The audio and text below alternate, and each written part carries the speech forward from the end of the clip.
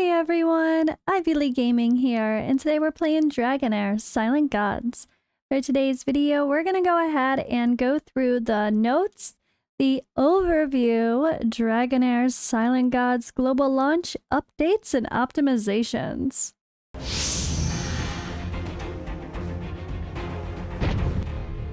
So this is kind of sort of like a patch notes, not really though. More of just an update list for global launch that's going to include a lot of changes from what we experienced during the closed beta 2. But if you're a new player, it's all new for you. So it's still, either way, good to know what they're adjusting based on our previous videos we've posted.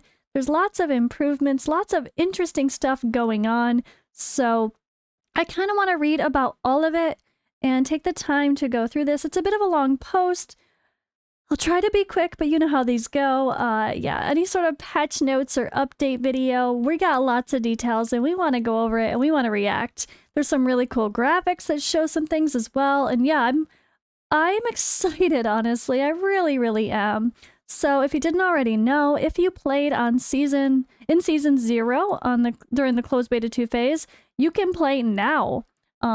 Otherwise, you can download the game if you're a new player or waiting. You can download the game, the updated version, September 18th, and you can even set up your character and login screen and get sorted on a server right away. But then you can't play until September 19th, so just keep that in mind. I mean, it might be the 18th for you if you are a West Coast or East, or yeah, mid coast, mid country US person or Canada. But yeah, depending on where you live, the times are set at UTC, so you can check their official Discord for the update. There is like a little bit of a countdown as well, so you can keep an eye on what's happening. But let's get to it. Let's see what's happening for global. I'm excited to talk about the changes. I already did a video on the start now, so if you're curious about the exact start times, the server situation, go watch my start now video. Also, quick reminder, we only have one more day till the end of the day, the 17th, to pick your choice from the horn, which I also put out a video with a tier list for, so make sure you go check that out too. All right, let's get to it. Let's talk about our changes for global launch. This is what the people that have played before are really going to want to know. What's different? And hell, everyone wants to know, what about some of these collabs? What's going on? What are the updates? What's the deal with some of these characters? There's so much to talk about, and they keep increasing it every day, I swear. All right, so hello, fellow travelers. Dragonheir Silent Gods will be holding its global launch soon, and servers will go online on September 19th at midnight, 5 minutes after UTC. But before that, we're here to tell you about our global launch content, updates, and optimization. We hope this will introduce our game at its finest to every new visitor to Adenthia. So, new heroes to boost your adventure lineup. After this update, you'll see numerous new heroes available for your choosing, including the King of Desolation, Azilus. Irzilus. Is Irzilus? Why they gotta give me a hard name to start with? And Wings of Dawn, Lucian. There are a total of 80 heroes. Among them are 17 legendary heroes and 36 epic heroes. Will also be new skill mechanics and stunning character models. I'm really curious about these new skill mechanics. Anyway, these heroes are at your disposal and ready to follow you in your adventure. Also, there's a seasonal exclusive hero, Empire's Shadow Utor, the humanoid form of a violet dragon. This hero will be available for you to obtain in the mid-season event, Imperial Shadow Recast. By playing the game, you can earn Shadow Amethysts, which you can use to exchange for the hero Utor. That's really cool. I like it. I'm really curious. I wonder if there's going to be some sort of shop, so that if people that don't play as much and don't have enough to get the Utor, you could still buy something from the seasonal shop. I guess we'll see. All right, server invitation. This is something I talked about in my last video. The alliance feature has to do with many game modes in Dragonheir Silent Gods. It is every traveler's wish to find their favorite alliance, and we would like to make that easier for our players. After this update, you'll see the new alliance invitation feature. Each alliance leader will see a server invitation icon in the alliance main menu. Tap that icon to access a new page, and you can generate a server invitation code that is valid for 7 days. When another player joins your server, they can go to the server invitation tab and enter your invitation code when they create a new character. This way, they'll be taken to the server where your alliance is. So notes, your alliance must be level 2 to unlock this feature. Number 2, an invitation code can be used for an unlimited number of times. Once it expires, the alliance leader can simply generate a new one. And number 3, the server invitation feature will only be available during Season 1. Number 4, players who get invited must first link to a third-party account. Also, the target server must still have room for more players for you to join to enter the invitation code and create a character there. So there's going to be this option here when you go in to select your server when you start the game. The game is going to default on a server at the bottom there before you hit the start button, but you might be able to choose to change your server. Again, I talked about servers in my start early video, so go check that out if you haven't already. But keep in mind, this might not be a day 1 thing, guys. The alliance has to be level 2. I don't remember how long that takes to get to that point. If that's like an instant thing, or if it takes a couple days of doing stuff, I don't remember, honestly. So it might not be the first day that an alliance can even create this code in the first place. So you're just going to have to communicate with your friends and your guildmates and your cluster and see which server people are popping onto ahead of time before you enter the game and start your account and then realize too late that you joined the wrong server. This game is server-based for alliance. You have to be on the same server to join an alliance. Although luckily the friend mode for adding friends is cross-server, and so is the co-op mode, which is quite fun. All right, we have Elf Rose, your in-game helper. Once you have completed the first stage of the storyline and arrived in Fog Town, you'll automatically unlock the elf feature. Along your adventure, you should have questions you can ask our elf. Also, once this elf senses that you're stuck, she'll help you come up with a solution. The first time you play a stage and fail, you'll receive a notification from the elf feature that helps you adjust your strategies. Tap Unfold in the upper right corner to unfold the bottom left screen, or left section of the screen, where you'll see the icon to access the elf feature. We encourage you to explore the game by yourself first. This is how you can fully enjoy and immerse yourself in the game. We also hope the elf feature will never fail to answer your questions. In updates to follow, we'll continue to improve the elf feature so it becomes an encyclopedia for you. So let's take a look at what that looks like. Oh, that's fun. So we've got our little helper elf in the corner. Got our helper elf in the corner down here. Simple enough, which pops out when you pop out the screen for the menu. That'll be in the other corner. Okay. I like it. And then let's see, what kind of questions, or what do they say? It's like, I'm Traveler Rose. Feel free to enter your questions. Such as elemental affinity, hero equipment, and I'll let you know everything. And I'll tell you everything I know. So where to pre-register for the global launch? I mean, if you're already in the game, you're not going to pre-register for global launch. That is the silliest question you could put in here. Oh man, that doesn't make any sense. That was a really silly one for them to use as an example. Let's just move on. Okay, Walker's Trails. It helps every Adenthia traveler. Have you ever been low on resources and progressing through the journey a bit too slowly? After this update, there will be a battle pass system called Walker's Trails. We hope this will provide you with more battle resources and make your journey in Adenthia easier. Each season will have 3 sessions of Walker's Trails, each lasting 28 days. By completing daily quests and weekly quests, you can earn travel XP to level up your Walker's Trails and obtain more rewards. Other than that, the free basic rewards other than the free basic rewards. You may also buy Walker's Selection to unlock more rewards. This one is really worth the price.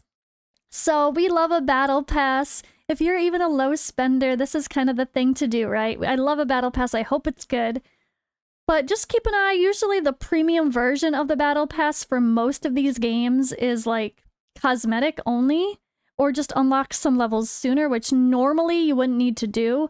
Hopefully the game is designed well to where you can miss plenty of days and still max out your battle pass. I sure hope so. That's usually the case. So usually buying the premium version is only like a Kraken option if you just want the fancy avatar or frame or whatever it might be. But we'll have to see. Maybe the extra premium... Oh wait, no, this is not an extra premium. Maybe I read that wrong. They just mean, other than the free rewards, there's the bonus. Okay. So yeah, paid version of the battle pass. That's always better. I would always buy a battle pass.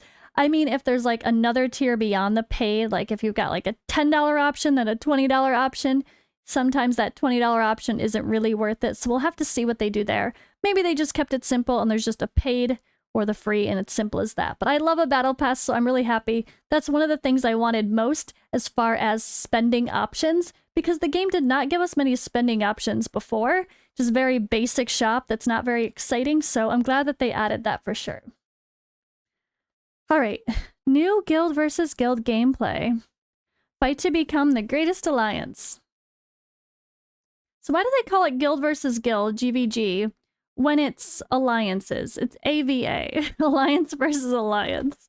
Am I right? Okay, good try.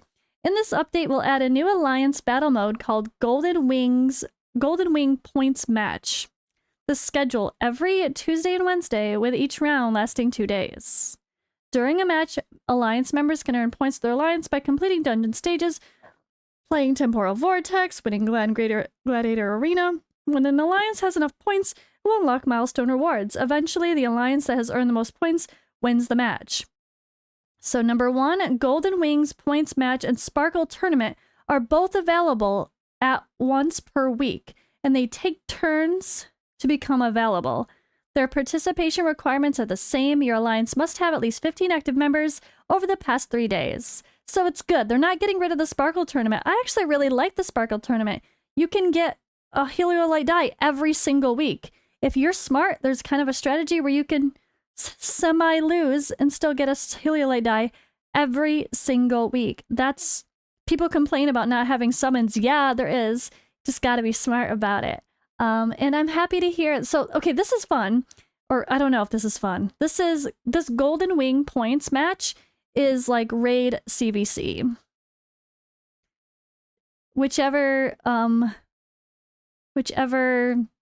I guess, alliance does the most stuff wins the most points. I guess we can hope that it's not a... If you spend the most Wormaro, that's the tiebreaker, but it probably will be. Let's be honest, this might be a direct copy of Raid Shadow Legends. It's very possible, so just a heads up there. But I actually used to love the CBC events. For me, that was kind of my reason to wait to do stuff, and then I would blast all my resources and really work on my account during that time. So personally, I like that kind of a strategy, but we'll have to see how it shows out in-game. All right, number 2 here, it says, during Alliance Battle, new members will not be able to participate in this event. For those who have left their alliance, the points they earn with their previous alliance will stay, and their previous alliance... Wait. The points they earned with their previous alliance will stay with their previous alliance, but they won't be eligible to receive follow-up rewards. Okay. That's good. So it doesn't hurt your team if, like, someone just leaves. It doesn't take away their points and hurt your alliance. So you don't want to leave, ideally, during the middle of one of these events. But here is the graphic for it, showing the Sparkle Tournament and the Golden Wings patch and talking about rewards. Looks like there's an Alliance Hall, Alliance Rally, Commission. Oh yeah, the commissions were like daily quests, weekly quests to do. And then Alliance Competition, that is this side of things. The 2 forms of guild versus guild battles, which I think is cool that they have more than 1 form already for global. That's actually pretty impressive that they already implemented 2 forms of like a guild versus guild. All right, next. Answer the call of your alliance to earn challenge rewards. After this update, you can directly play the Temporal Vortex Challenge and the Alliance Rally menu, and more difficulties will be available for you to choose from. As you can expect, the rewards associated with each difficulty may vary. Additionally, we may have some adjustments to show how points are tallied and how the reward mechanics work. Previously, this game mode kept track of the damage you have dealt, but now it keeps track of the points you have earned and offers Alliance rewards based on those points. Players will receive Alliance challenge points based on the amount of damage dealt to the boss. When an Alliance has enough points, it will unlock rewards for everyone. The points and the reward progress are refreshed daily. Unclaimed rewards will be mailed to the players instead. Alliance members who have not participated in the event of the day will not be eligible to receive the rewards that day.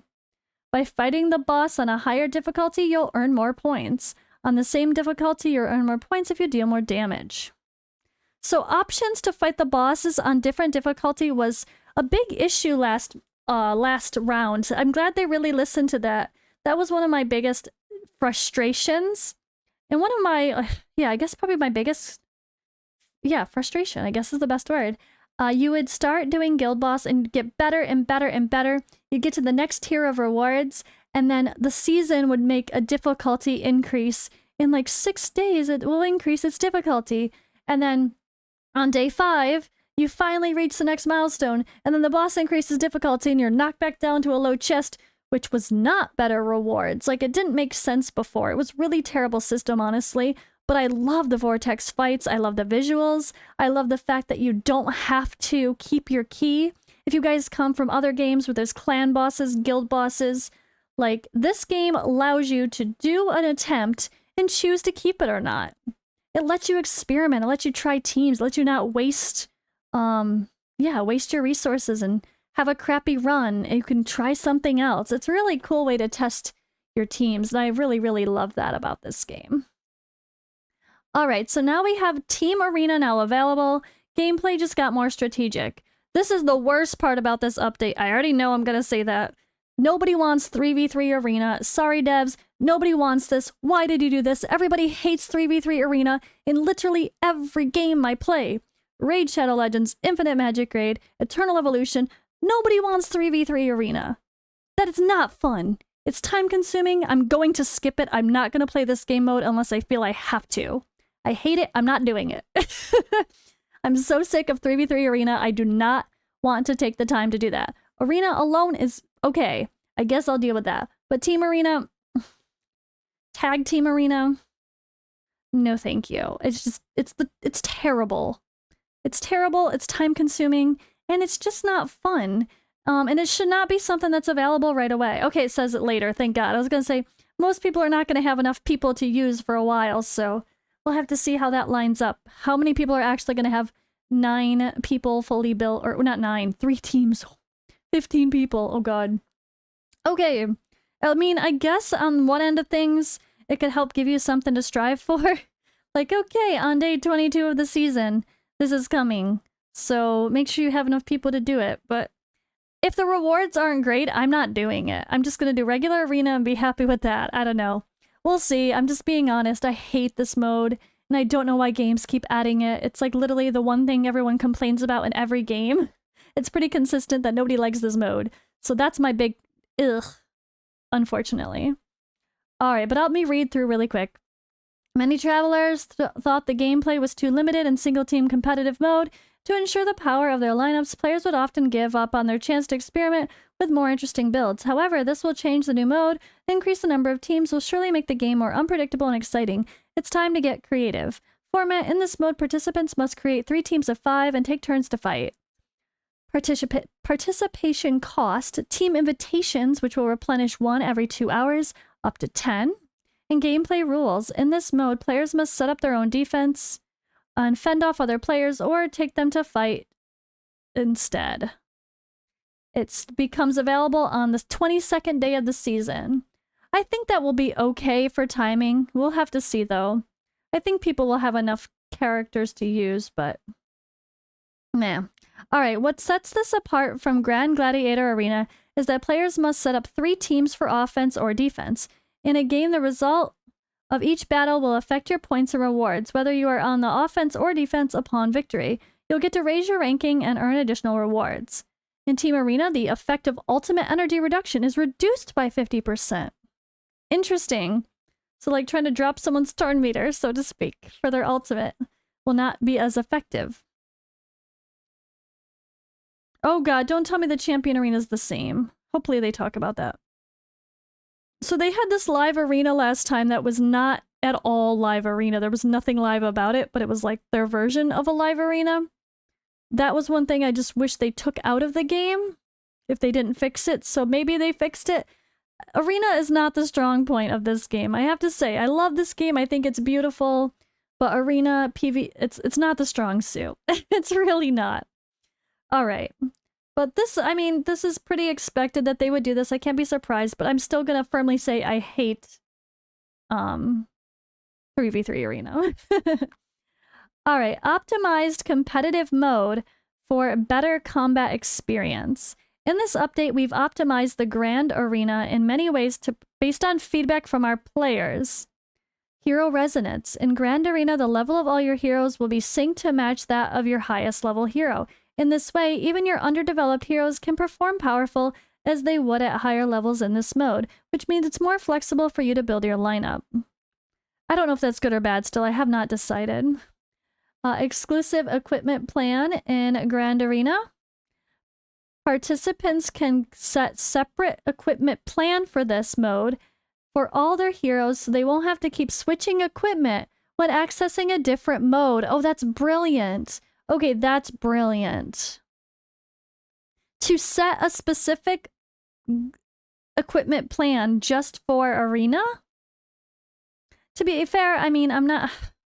And then it just stays on those characters and it like records that as your defense? Or does it record it as your offense too? What if you swap... I'm curious. I'm curious. The equipment plan of each hero will be available either in adventure mode or competitive mode. You cannot upgrade or improve your heroes in competitive mode. I'm really curious to see how that's going to lay out. All right. It looks like we have some beautiful graphic changes too. I see a new artifact already. Okay, competitive mode. Oh, okay, they're trying to show the normal mode, PvP. So this is your character screen normally with the pretty, like elemental background, and that's your equipment layout. But when you switch to competitive mode, you can set a different equipment layout. And that's why all the characters have this blue. Okay, I thought this was just an overall redesign, but this blue level 100 bumping everyone up to level 100 if you have one level 100 character is showing that this is a separate layout completely for your hero. So you can kind of compare and have totally different setups. That's really interesting. I think people are going to love that. All right, lineup feature now available. Improved hero improved hero skill AI. We have always been thinking about how to improve the combat experience for our players, and in this update, we'll add some new features for that and make an in-game combat system more convenient and satisfying. The lineup feature. Now you can edit and save your lineups right before you start playing. This feature is available in every dungeon. Oh, I love it. That's super simple, but it's so helpful. Customize the timing for heroes' skills. Now, when auto combat is enabled, you can preset the timing of ultimate skills for your active heroes. Oh, I cannot wait to see how that looks. This feature is unavailable in all types of game modes in the Grand Gladiator Arena and some battles in Sparkle Tournament. So it's a PvP thing, that's fair. Okay, so there is a button here for our lineups. Then you could save a squad for each dungeon. Looks like you can only save 6. That's not nearly enough. I mean, there's not that many dungeons, so maybe it is. And then, how do we do the timing? Drag to replace team members, okay. But this doesn't show I'm really curious about how the timing of skill stuff is set up. That will be really interesting to see. All right, next, more new content and optimizations. Poetry collection and exchange. After this update, there will be a poetry collect and exchange shop. By playing Reunion Dungeons, you can get pages of legendary poems and exchange them for various rewards. Reunion Dungeons. I'm really curious. Oh, that means this? Okay, that they mean the weekly dungeons, I think. Because that's where they're showing it right now, the 2 dragons. Never heard the term Reunion Dungeons yet, so I'm not quite sure. Yeah, how to obtain those is just the green and purple dragon. And then there's a special shop for those. Interesting, that's another way to make... So if you're having bad luck getting Master Scrolls from the higher levels of the dragon, at least you can hopefully buy some, although that seems extremely overpriced compared to everything else. So I guess we'll have to compare once we get rolling and see how much we actually get. Alright, they also added avatar frames. This update, we added more avatar frames for our travelers to obtain and use. So event-exclusive avatars. Why are there 3 that look exactly the same? I don't know. There were some weird glitches with avatars I hope they fixed last time. It used to be funny if you made your traveler if you made your avatar a different character, it like made your traveler look like the character you made your avatar. It was really weird. But I think they kind of fixed that. Just on some screens, our traveler did not look customized, which was interesting too. I'll have to see how that looks. But I love the idea of fancy avatars and frames as well. We all like that customization. All right, combat video replay and clear. Ooh. In this update, we added combat video feature. You can replay combat videos on the lineup recommendation page and the result page of Grand Gladiator Arena and Team Arena. This allows you to reminisce the highlight moments of a previous battle and learn from experience. In competitive mode, you can only replay the combat videos where you were the defender. And then you can go to Settings, Battle Clear, and download the cache for your combat videos. Interesting. Oh, we could actually like see other people's. So not only now can we see what other people are using, which is amazing because there's this option like to show non-legendary lineups, just to show you can clear stuff without a legendary, but you also will be able to watch their battle. Download the battle and watch it. That sounds great. So that service, that's something you'll have to unlock. Does it say? Season gameplay unlocked. Events available. Oh, for notifications. Okay, that's unrelated. That must be for something down here. Okay, settings, you can go to clear battle download cache. They click the, I mean, it doesn't show what they said. Clear battle download cache. I don't see that. That is not something here. I hope that actually gets added to the menu because they did not show the right thing. All right, added 5 languages including Spanish, Portuguese, Thai, Indonesian, and Arabic. Optimized some interactive UI design to better match the overall style and improve the playing experience. Optimized the reverberation of sound effects from some indoor scenes and the sound effects of some menus. Optimized the graphics of some scenes. Optimized the visuals and quest logic of some events. And other in-game features, accessibility adjustments, and other adjustments. So that's it, guys. That is the update. I will quickly click the Q&As just so we can go through those to wrap up this video. When will it be launched globally? We've already said. When can we pre-download it? The day before. The 18th, you can pre-download and set up some of the stuff through Google Play, the App Store, Dragonheir's official website, and Epic Store. So I think Steam, if you want to play this game on Steam, it sounds like you gotta wait till the 19th to download it. What channels does this game support? You can download Dragonheir on Windows, Mac, iOS, Google Play, Epic Store, and App Gallery. And Dragonheir will be available on Steam soon. Okay, so Steam isn't ready apparently. What language does it support? We currently have 13 languages, including Japanese, English, Simple Chinese, Traditional Chinese, Korean, German, French, Russian, Arabic, Spanish, Portuguese, Indonesian, and Thai. I like it. Which server should we choose? For Season 0 players, you'll enter on the server for Season 1 Early Access. If you log in between the 16th and the 18th, the server will only be available for Season 0 players. All travelers will gain access to Fountain Enter Planner, 1 and 2 on the 19th. This option will be available for both newcomers and Season 0 players. For travelers, you can pre-download the game on the 18th and enter the Chaos Clepsydra or other servers. So again, keep in mind, if you guys are a new player and you do not want to be on a server with Season 0 players because they have more advanced accounts, then you do not want to join Fountain Interplanar 1 or 2. Keep that in mind. I'm trying to warn the people. If people do it, I'm trying, guys. I'm trying. All right, and when will Season 0 be settled? So there was already the settlement phase, so once we open our game, we can go ahead in and we should have our currency, like the sandstone cores to purchase from the shop. I'm looking forward to doing all that. That'll be fun. But all right, that's all for today's video. This was a long one. Thank you guys for watching and hanging out with me. This was a big update. We have lots going on. My DMs are popping. It's a busy day for me. I am going to go continue recording. I will be posting the rest of those new hero update videos still before launch. One more today probably, and then one more tomorrow. And yeah, I'll see you guys live for global launch. Make sure you're following me on Twitch. Twitch is where I'm going to be doing all of my live streams for Dragonheir. I'm not planning to do YouTube after all. I'm going to stick to Twitch for Dragonheir. At least as of now, that's the plan. So that will probably be the case at least once a week on Twitch. So follow me there, and I'll see you in the next video.